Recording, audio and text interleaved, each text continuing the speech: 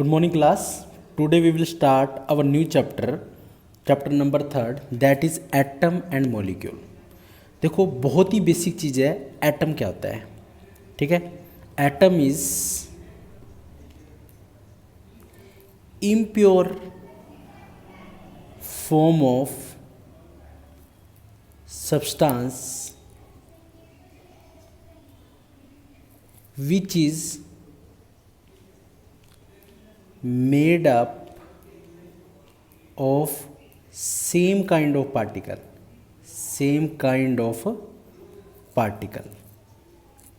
Right. ये उसको हम क्या बोलते हैं, एटम बोलते हैं. अगर आप इसका एग्जांपल लो, hydrogen, carbon, nitrogen, oxygen etcetera. फिर यहाँ से क्वेश्चन अराइज होता है, सर आपने एटम को हाइड्रोजन, कार्बन, नाइट्रोजन, ऑक्सीजन लिख दिया, तो फिर एलिमेंट क्या होते हैं. देखो एलिमेंट की डेफिनेशन देखो. Element it is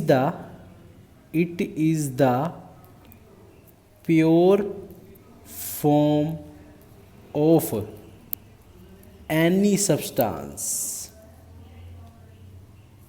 right, which is made up of same kind of particle. सारा सेम होएगा. Example hydrogen, carbon, nitrogen, oxygen. यानी एलिमेंट और एटम में क्या फ़र्क है. अगर आप एटम को बोल रहे हो, ठीक है, तो वो बनता तो सेम काइंड ऑफ पार्टिकल से ही है, ठीक है, बट वो इम्प्योर है. बट अगर एलिमेंट की बात आती है तो वो प्योर फॉर्म है. अब देखो सेम काइंड ऑफ पार्टिकल का क्या मतलब है. अगर आप शुगर का एक दाना उठाते हो तो वो भी मीठा है, अदर क्रिस्टल उठाते हो तो वो भी मीठा है. समझ रहे हो. ठीक है, प्योरिटी और इम्प्योरिटी की बात है इसके अंदर, एटम और एलिमेंट में. ठीक है, फिर अब इसी को दूसरी चीज़ देखो क्या है. फिर हम पढ़ते हैं मॉलिक्यूल क्या होता है. मॉलिक्यूल के बारे में डिस्कशन कर लेते हैं. मॉलिक्यूल देखो, एटम और एलिमेंट तो एक ही बात होगी, प्योरिटी और इम्प्योरिटी की. मॉलिक्यूल कौन से होते हैं. Are those which is made up of 2 or more element. ठीक है, मॉलिक्यूल वो होते हैं जो मेड अप होते हैं 2 और मोर एलिमेंट के. ठीक है, उनको हम क्या बोलते हैं, मॉलिक्यूल. अगर मैं एग्जांपल लूँ, देखो एग्जांपल के अंदर आप H2, O2, N2, F2 और H2O. ठीक है, ये चीज़ होगी H2O. अब देखो समझो यहाँ पर क्या है. मॉलिक्यूल को मैंने दो पार्ट में डिफाइन कर देता हूँ. एक जो सेम एलिमेंट के बने. सेम एलिमेंट के कौन से हो सकते हैं, H2, O2, N2, F2, right. और जो डिफरेंट एलिमेंट के बने हों, डिफरेंट एलिमेंट, वो आपके क्या हो सकते हैं, H2 बोल सकता हूँ, CO2 बोल सकता हूँ. ठीक है, ये सारे के सारे हमारे क्या होते हैं, मॉलिक्यूल होते हैं. समझ गए. उसी के बाद हमारा थर्ड चीज़ क्या होता है, कंपाउंड. कंपाउंड क्या होता है, इसको भी आप एक बार देख लो. Compound are those which are made up of 2 or more molecule. ठीक है, देखो क्या होता है, सीधी सी बात दोबारा. मॉलिक्यूल एलिमेंट के बने हैं, कंपाउंड मॉलिक्यूल के बने हैं. ठीक है, तो इनका एग्जांपल आप क्या लिख दो, CO2, मगर N लगा दो क्योंकि नंबर ऑफ NH2O. या फिर अगर आप कंपाउंड क्या बोल सकते हो, C6H12O6, क्योंकि आपको पता है ग्लूकोज किससे बनता है, CO2 H2 से. समझ गए, ये चीज़ों की कंपाउंड. अब ध्यान से देखो एक चीज़ यहाँ पर नोट करने वाली एक चीज़ है हमारी. मैंने आपको क्या बोला कि मेरा मॉलिक्यूल किससे बनता है, एलिमेंट से. कंपाउंड किससे बनता है, मॉलिक्यूल से. तो क्या मैं एक बात बोल सकता हूँ कि मेरा कंपाउंड भी एलिमेंट से बनता है, यस या नो. देखो मैं एक एग्जांपल लेता हूँ. ठीक है, ठीक है, कंपाउंड एलिमेंट. ठीक है, आप समझो ध्यान से. ये हमारा होता है मिल्क. एग्जाम्पल ले रहा हूँ मैं, मिल्क. मिल्क से हमारा क्या बनता है, क्या बनता है, कर्ड, दही बनती है, दही। और दही से हमारा क्या बनता है, बटर मिल्क, यानी कि लस्सी बनती है। अब सुनो, दही किससे बनी है, दूध से। बटर मिल्क किससे बना है, दही से। तो मैं ये बात नहीं बोल सकता कि मेरा ये जो बटर मिल्क है वो मिल्क से बना है, बोल सकता हूँ ना, समझ रहे हो कि कर्ड मिल्क से बनता है और बटर मिल्क कर्ड से बनता है। तो मैं एक बात ये भी तो बोल सकता हूँ कि मेरी लस्सी दूध से बनती है। सिमिलरली मॉलिक्यूल हमारा एलिमेंट से बनता है, कंपाउंड हमारा मॉलिक्यूल से बनता है। तो मैं ये बात भी तो बोल सकता हूँ कि कंपाउंड हमारा एलिमेंट से भी बनता है। तो अब यहाँ पर इसकी एक दूसरी डेफिनेशन जो आपको बुक में मिल जाती है, are those which are made up of two or more element. यानी कि यहाँ पर क्या हो गया, हमारा मॉलिक्यूल और कंपाउंड की डेफिनेशन एक जैसी हो गई, क्योंकि उन दोनों का बेसिस क्या है, एलिमेंट। ठीक है, समझ गए। ये चीज़ें हमारी हो जाती हैं मॉलिक्यूल, कंपाउंड और एलिमेंट को डिफाइन करने के लिए सारी। आई होप आपको ये चीज़ समझ में आ गई होगी कि एलिमेंट, मॉलिक्यूल और कंपाउंड क्या होते हैं। क्लियर। अब हम इसके साथ एक क्वेश्चन कर लेते हैं। मान लो H2O है और CO2 है, ठीक है, और C6H12O6। इसमें मुझे ये बताना है कि कितने एलिमेंट हैं। तो H2 में कितने एलिमेंट हैं, एक ऑक्सीजन का, ठीक है, और 2 हाइड्रोजन के। तो एलिमेंट कितने हो गए, 3। सिमिलरली इसमें 3, इसमें एलिमेंट करो 6, 12, 6, कितने हो गए, 24 एलिमेंट। समझ गए ये, यानी कि H2O मॉलिक्यूल के अंदर एलिमेंट 3 हैं, CO2 में 3 हैं और ग्लूकोज के अंदर 24 एलिमेंट्स हैं। हम इनको क्या बोलते हैं, नंबर ऑफ क्या, element in molecule and compound. इस टॉपिक का नाम ये है। समझ गए। देखो यहाँ पर कुछ इंपॉर्टेंट है, जैसे सोडियम के लिए Na पॉजिटिव, पोटेशियम के लिए K पॉजिटिव, सिल्वर के लिए Ag पॉजिटिव, कॉपर के लिए Cu positive, magnesium Mg positive, calcium Ca2 positive, zinc Zn2 positive, iron Fe2 positive, copper 2 positive, ठीक है, कॉपरस बोलते हैं इसको, एल्यूमिनियम 3 पॉजिटिव, आयरन 3 पॉजिटिव, ठीक है। और जब आपको आयरन 2 पॉजिटिव मिलता है इसको फेरस बोलते हैं। इसी तरह hydrogen 1 positive, hydride 1 H negative, chloride bromide ide Cl negative, Br negative, I negative, oxide के लिए O2 नेगेटिव, सल्फाइड के लिए H2 negative, nitride N3 negative. इसी तरह अमोनियम के लिए NH4 पॉजिटिव, हाइड्रोक्साइड के लिए OH नेगेटिव, नाइट्रेट के लिए NO3 नेगेटिव, कार्बोनेट के लिए, ठीक है, देखो कार्बोनेट के लिए CO3 2 नेगेटिव, हाइड्रोजन कार्बोनेट के लिए HCO3 नेगेटिव या बाइकार्बोनेट भी बोलते हैं इसको, sulphide SO3 2 negative, sulphate SO4 2 negative, और ये सल्फेट, ये देखो ये पूरी की पूरी टेबल आपको मेमोराइज करनी पड़ेगी, याद करनी पड़ेगी। बिना इसको याद करे आप नहीं कर सकते केमिकल फॉर्मूला बनाना। इस टेबल को देखने के बाद मैं आपको 2 बातें बता देता हूँ। जो पॉजिटिव है ना हमारे सारे पॉजिटिव, उनको हम मेटल की कैटेगरी में रखेंगे, और जो नेगेटिव हैं हमारे उनको हम एक तरीके से नॉन मेटल की कैटेगरी में रखेंगे। मेटल की कैटेगरी में, नॉन मेटल की कैटेगरी, पॉजिटिव वाले मेटल, नेगेटिव वाले नॉन मेटल। और हमेशा मेटल पहले लिखे जाएंगे, नॉन मेटल बाद में, मतलब पॉजिटिव पहले लिखे जाएंगे, नेगेटिव बाद में। यहाँ चीज़ हमें समझ में आ गई। केमिकल फॉर्मूला देखो क्या आता है। Chemical formula, it is a symbolic representation,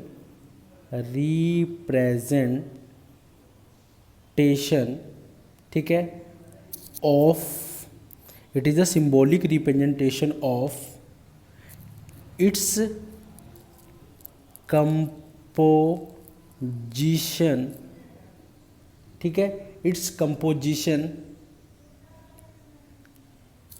in compound form, ठीक है। It is the symbolic representation of its composition in compound form, यानी कि कंपाउंड फॉर्म के अंदर कंपोजिशन को सिंबॉलिक रिप्रेजेंटेशन में रिप्रेजेंट करना ही केमिकल फॉर्मूला होता है। ठीक है, जैसे देखो एग्जाम्पल लिख लूँ मैं, जैसे मैंने लिख दिया सोडियम क्लोराइड, तो इसका केमिकल फॉर्मूला क्या होगा, सोडियम के लिए NaCl। समझ गए ये। तो इसके लिए कुछ रूल्स रखे गए, जिन रूल को माइंड में रखकर हमने क्या किया, केमिकल फॉर्मूलों को लिखना शुरू किया।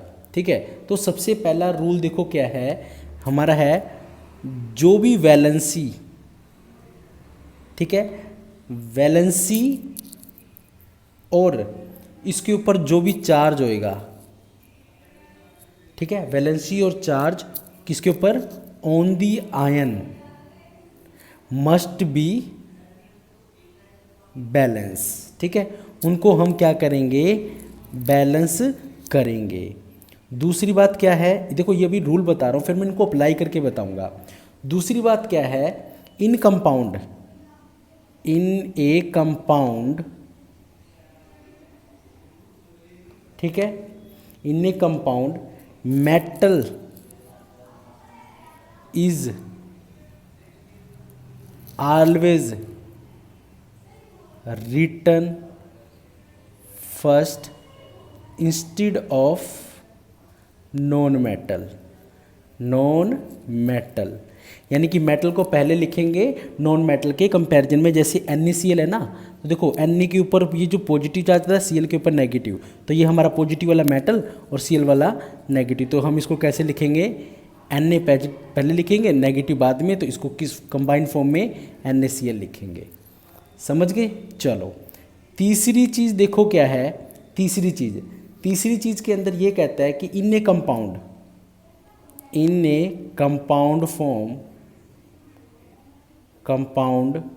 फॉर्म्ड, ठीक है,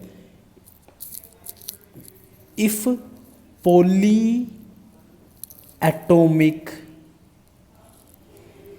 exist then we use bracket, ठीक है, वी यूज ब्रैकेट, ठीक है, टू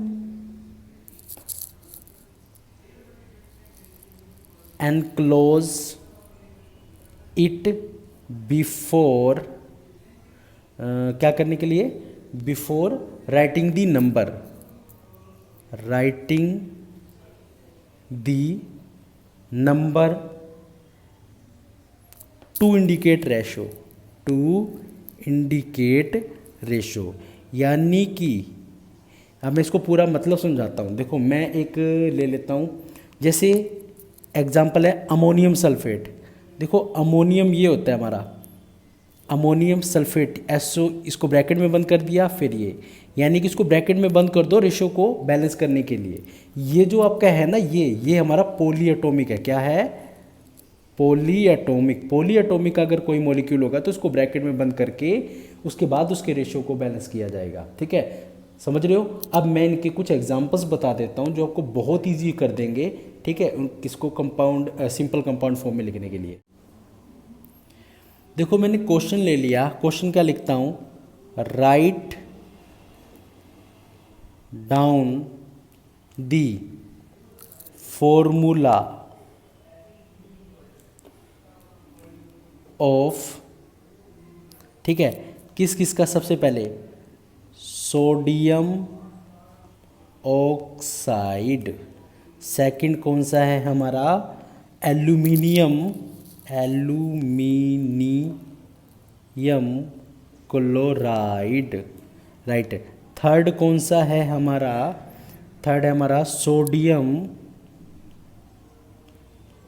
सल्फाइड। फोर्थ कौन सा है हमारा, मैग्नीशियम MaGNeSium हाइड्रोक्साइड।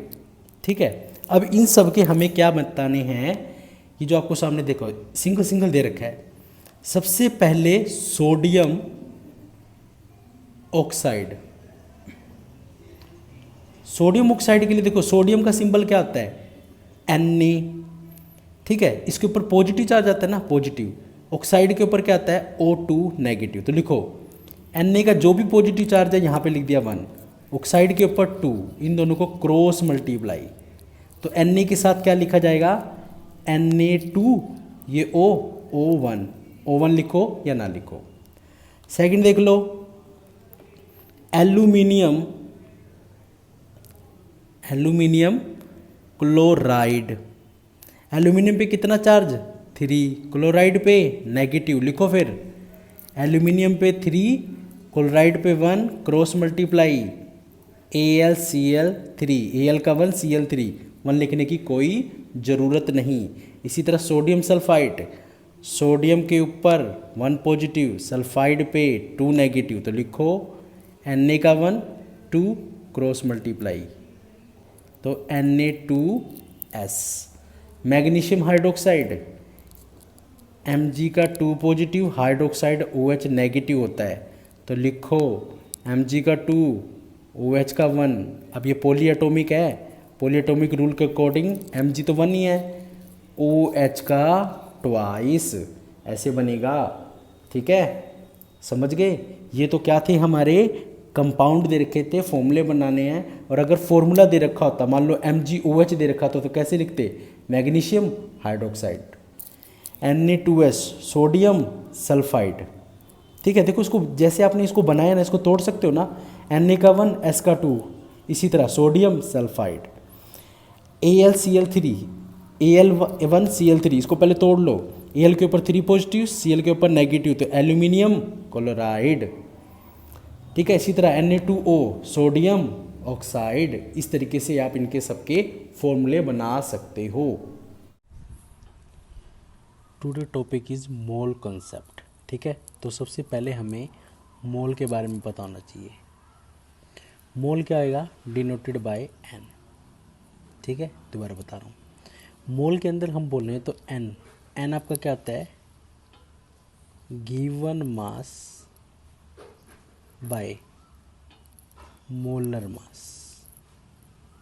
ठीक है, मोलर मास किसका हो सकता है, मोलर मास या एटॉमिक मास या मोलिकुलर मास, ऐसे बोल सकते हो। एक तो आप मोल ऐसे निकाल सकते हो। दूसरा मोल निकालने का तरीका क्या होगा, गिवन मोलिक्यूल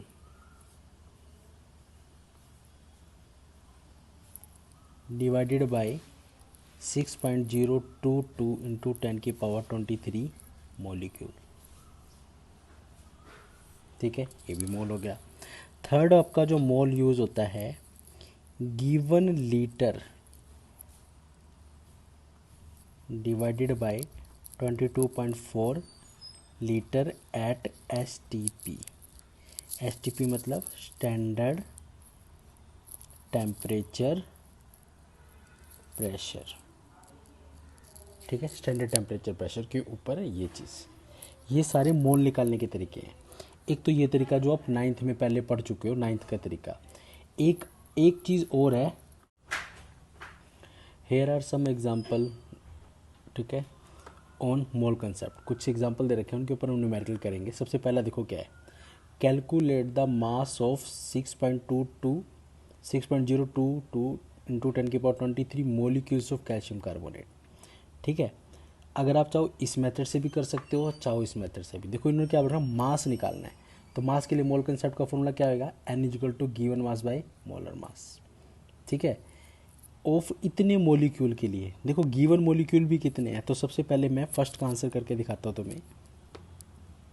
आंसर मोलिक्यूल की फॉर्म में दे रखा है ना, तो मोल लिख दिया मैंने N। Given molecule divided by Avogadro 6.022 into 10⁻23 molecule. Given molecule भी कितने हैं, इतने ही दे रखे हैं, 23 6.022 इंटू 23 कट, यानी मोल की वैल्यू क्या होगी 1। ठीक है, आपको मोल की वैल्यू, इसने बोला मास ऑफ निकालना है कैल्शियम कार्बोनेट। तो अब मास के लिए देखो, given mass by molar mass, तो मास के रिस्पेक्ट में है N, given mass by molar mass. अब कैल्शियम कार्बोनेट CaCO3 निकालो। कैल्शियम का कितना होता है 40, कार्बन का कितना होता है 12, 3 सिंगल ऑक्सीजन। टेम्परेचर प्रेशर, ठीक है, स्टैंडर्ड टेम्परेचर प्रेशर के ऊपर है ये चीज़। ये सारे मोल निकालने के तरीके हैं। एक तो ये तरीका जो आप 9th में पहले पढ़ चुके हो, 9th का तरीका। एक चीज़ और है जिससे आप और निकाल सकते हो मोर, और लगा के 1 मोल ऑफ, ठीक है, मान लो मैं ऑक्सीजन एटम ले लेता हूँ, ऑक्सीजन एटम, तो उसके अंदर कितने मोल के अंदर होंगे 6.022 इंटू 10⁻23 एटम ले रखे हैं। तो एटम ऑक्सीजन एटम में कितना मास होता है, ऑक्सीजन का एटॉमिक नंबर 8 16 ग्राम, और उसके अंदर लीटर कितने होते हैं 22.4 लीटर STP, ठीक है। ये चीज़ सेम अगर आपको इसके अंदर लेना है 1 मोल ऑफ O2 मोलिक्यूल हो जाएगा इसका, ठीक है। O2 एटम की जगह एटम, मोलिक्यूल की जगह मोलिक्यूल, तो कितने मोलिक्यूल होंगे 6.022 इंटू 10⁻23 मोलिक्यूल्स। अब यहाँ पे ग्राम कितने होंगे 32 ग्राम, लीटर तो आपका सेम ही रहेगा। ये 2 point, 1 mole of O2 atom at this, ठीक है, और 22 लीटर। ये अगर आपको यहाँ पे मोलिक्यूल दे रखा है, ठीक है, तो मोलिक्यूल दे दो, ग्राम निकालना है तो ग्राम, ठीक है। मैं न्यूमेरिकल करके दिखाता हूँ आपको। अब वो एटम के लिए देखो क्या है, 1 मोल ऑफ ओ एटम के अंदर एटम कितने हैं एवोगैड्रो, मास इतने, STP इतने, निकालना क्या है नंबर ऑफ O2 एटम, तो 2 से मल्टीप्लाई कर दो बस, 2 6.022 इंटू 10⁻23, इसको मल्टीप्लाई कर देना, 440 12 इंटू 10⁻23 एटम। चाहो तो फर्स्ट वाले मेथड से भी निकाल सकते थे। अब calculate the number of molecule in 11.2 litre of SO2 at STP, ठीक है। आपको लीटर की फॉर्म में देखो तो गिवन लीटर कितना है 11.2, ठीक है, इसको दे रखें, यहाँ से मोल निकाल लोगे, नंबर ऑफ मोलिक्यूल निकालने हैं, मोल निकल गए, मोल की वैल्यू यहाँ डाल देना, गिवन मोलिक्यूल हमें पता नहीं है, मोलर ये रहा, मल्टीप्लाई कर देना, आंसर आ जाएगा। उतना मास लास्ट में बचता नहीं है हड्डियों का, ठीक है। तो ये नहीं है कि मास कैन नाइदर भी create not can destroy, create भी किया और डिस्ट्रॉय भी कर दिया। फिर आप क्या यूज़ करोगे, the mass of reactant, mass of reactant is equal to mass of product in a chemical reaction, chemical reaction, the mass of a reactant is equal to mass of product in a chemical reaction. Example आप ले लो, H2 plus में O2 give rise to H2O, balance करो H2 O2, यहाँ 2 लगा दिया, hydrogen 2, तो मास देखो इसका रिएक्टेंट का R, ये प्रोडक्ट कितना होएगा 4, इसका कितना होएगा ऑक्सीजन का एटॉमिक नंबर 8, 8 टू 16, 16 और 2 32, यहाँ पे 2, यहाँ पे कितना होएगा 8, ये तो 2 मैंने बाहर ले लिया, हाइड्रोजन का 2, ठीक है, ऑक्सीजन का एटॉमिक नंबर 8, ठीक है, यहाँ पे कितना हो गया 36, ठीक है, यहाँ पे 8 8 दूनी 2, एटॉमिक नंबर 8, 8 दूनी 16,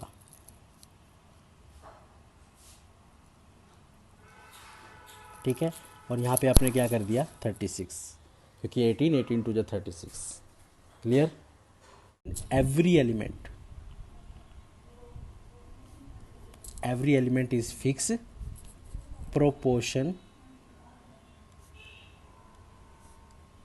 by their mass, ठीक है, ये चीज़ बोल सकते हो। इससे that in a chemical reaction क्या every element is fix proportion by their mass. इसका मैं एक एग्जांपल ले लेता हूँ, पीछे वाला ही देखो, मैंने क्या किया H2 प्लस में O2 give rise to H2O, clear. यहाँ पे देखो क्या है, हाइड्रोजन का मास कितना होएगा, यहाँ पर 2, यहाँ पर कितना मास होएगा 32, क्लियर। यहाँ पर हाइड्रोजन का मास कितना है 2, और यहाँ पर ऑक्सीजन का मास कितना है, देखो इनको बैलेंस भी कर लो, 2 ठीक है, और ये इसका कितना है हमारा 16, ठीक है। तो यहाँ से देखो इसको बैलेंस करने के बाद, ठीक है, यहाँ पे कितना हो गया 4, ये कितना है 32, ठीक है, अंदर कर दो 4 32, यानी कि 1:8, 1:8, यानी कि जो फिक्स प्रोपोर्शन मास रिएक्टेंट का था इन एटम का, वही फिक्स प्रोपोर्शन मास, ठीक है, प्रोडक्ट में भी इन एटम का है। ये चीज़ आप देख सकते हो। गलत, या यही बात ये बोला जाता है एटम इज़ इनडिविजिबल, यानी कि एटम को तोड़ा नहीं जाता। तो ये गलत हो जाता है, क्योंकि स्ट्रक्चर ऑफ एटम में हम यही पढ़ेंगे, atom is divisible in 3 form, electron, proton and neutron. आगे से कभी ये बात यूज़ नहीं की होगी कि atom is the smallest unit, no, atom की भी स्मॉलेस्ट यूनिट होती है इलेक्ट्रॉन, प्रोटॉन एंड न्यूट्रॉन, ठीक है, ये बात हो जाती है। और दूसरा क्या आता है, atom of different in different mass, ठीक है, डिफरेंट एलिमेंट के डिफरेंट मास, ये बिल्कुल सही था हमारा, क्लियर। और एटम कैंट बी क्रिएटेड, ठीक है, can not be created, not be destroyed in chemical reaction. हम क्रिएट भी करते हैं, डिस्ट्रॉय भी कर सकते हैं, जब हम न्यूट्रॉन की डिस्कवरी करेंगे उसके अंदर ये बात आ जाती है। तो कहीं ना कहीं ये 2 पोस्टुलेट गलत हो जाते हैं। अब यहीं पे बात आती है एटॉमिक मास। देखो मैंने NaCl लिया, Na का अलग एटम है, Cl का अलग एटम है, ठीक है। Na का अपना एटॉमिक मास है 23, Cl का अपना एटॉमिक मास है 35.5। इन दोनों की वजह से मिलकर क्या बना, मॉलिक्यूल। इसी तरह तुम्हारा आता है atomic mass.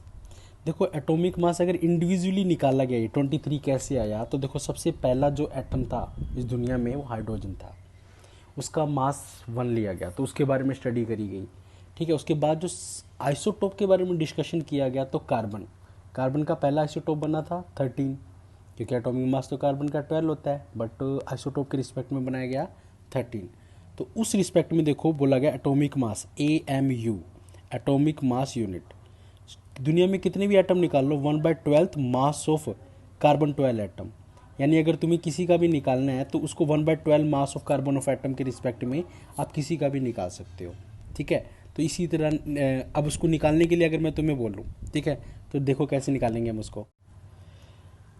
1 AMU 1/12 mass of carbon of atom, ठीक है, उसकी 1/12 को सोल्व किया तो 1.66 10⁻24 ग्राम आ गया माइनस का।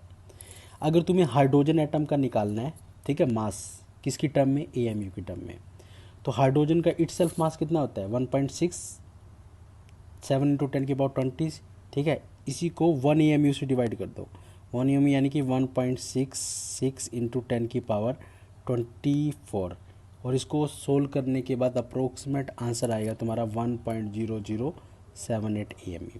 यानी कि अगर आप AMU की टर्म में किसी भी एटम को निकालना चाहते हो, ठीक है, अब 1/12 तुम्हें पता है कार्बन का, सोडियम का निकालना हो तो, ठीक है, सोडियम का 23 नीचे, ठीक है, यानी कि पहले सोडियम का ले लोगे, उसको AMU से डिवाइड कर दोगे, उसके रिस्पेक्ट में तुम्हारा मास आ जाएगा। ये निकालने का तरीका है।